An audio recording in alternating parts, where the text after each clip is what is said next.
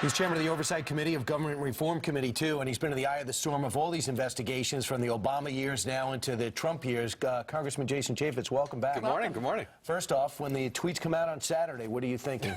Wow. You wake up in the morning, you have no idea what's going to happen. So, we're going to look hard at this. Devin Nunes and the House Intelligence Committee will take the lead on this. We'll play a role in the Oversight Committee, but I'm going to go into it eyes wide open. We've had experience. The Obama administration's been notorious on this type of stuff, and we're going to look hard at it. You were a victim.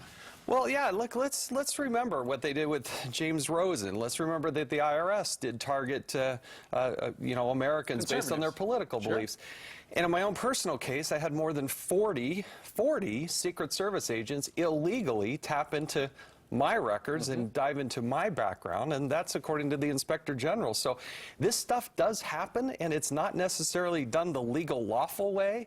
And so, yeah, we're going to take a look at it. And what happened to those agents that did that to you? Nothing. It was a one-day story, and the national media just kind of pushed it across. I'm the chairman of the Oversight Committee. 40 Secret Service agents dove into my records illegally. Nothing. Why did they do that to you? Well, I was fairly critical of the Obama administration, and I'm just saying, look, I don't know what the end result is going to be. Devin Nunes is going to take a hard look at this with the House Intelligence Committee. We'll play a supporting role, but let's see what we're going to find. Absolutely. And when you look, okay, so the president says, it sounds like I was wiretapped, and you look at the history, and there are reports in the mainstream media about how a criminal complaint was, or a criminal warrant was sought in June. It was denied. Then it became a FISA request, and it was granted. So it looks like the administration was trying to get into the business of investigating Trump before a presidential election, which is unheard of. Well, the allegation is one of the strongest we've ever seen. Now, following that fact pattern, again, the Intel Committee is going to have to look at that and dive into that. But that paper trail should be fairly evident. Fairly evident. Yes. Will you, as chairman of Oversight, find out if there was indeed a FISA request made in July and refused, and another one in the fall and granted? Again, House Intel will take the lead on that. We'll play a supporting role, but they will. Yeah, somehow between the two of us, we will get to the bottom of this. All right, what happens if you find out that yes, there were these FISA requests? Look, I'm not going to presuppose the conclusion of this, or anyway, I've been in this long enough to know that when you come around a corner, you don't necessarily know what you're going to see, so we'll keep our eyes wide open. There's a report in the New York Times that James Comey wants the Justice Department to come out and say the FBI never wiretapped. Yeah. What do you take from this story? Because it's not a quote. It's according to a senior source that Comey feels that way. It's clearly another leak. Yeah, I saw it's one of the headlines in the New York Times, and it said an American official. I mean, it couldn't be more broad. I did try to contact the FBI director over the weekend. Did not communicate back. I understand that, but I do think well, look, I do think it's interesting that the Department of Justice has not officially weighed in on this yet. So. It's early Monday morning. We'll see what happens, but...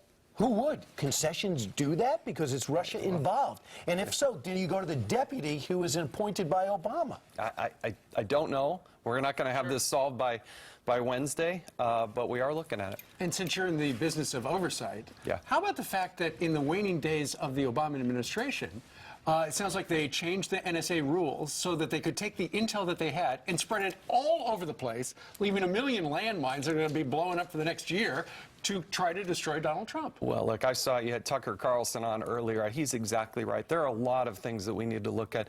What is the government doing in that regard? What are they doing with facial recognition? What are they doing with tracking your geolocation? These are all things that we have been trying to get answers from the Obama administration on that they would not answer. So we'll continue to look at that. Let's talk about Obamacare. Will there be a replacement this week? There are reports that there could be a replacement. Yeah, I think that would happen perhaps as early as today, and I think even before the end of the week, we very well may see a markup, which is when it goes to the committee, and then they can actually offer amendments and have the back and forth. And I love the process that we're going through. Rather than the Democrats in the dead of the night introducing something and then voting on it hours later, we're going to have an open process where they can actually offer amendments in the committee.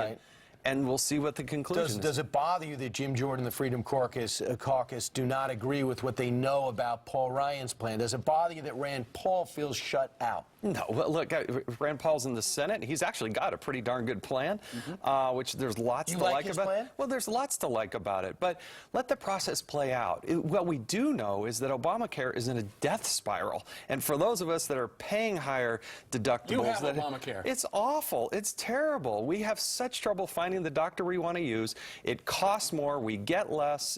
That's what every American's going through, and so it's in a death spiral. We are going to make it better. We are going to fix it. We're going to repeal it. We're going to replace it.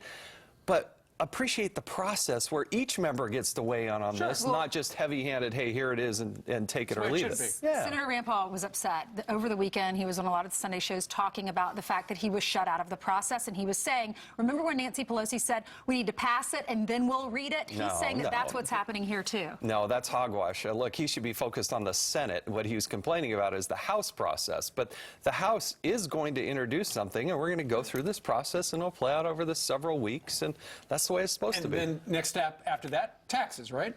That's the plan.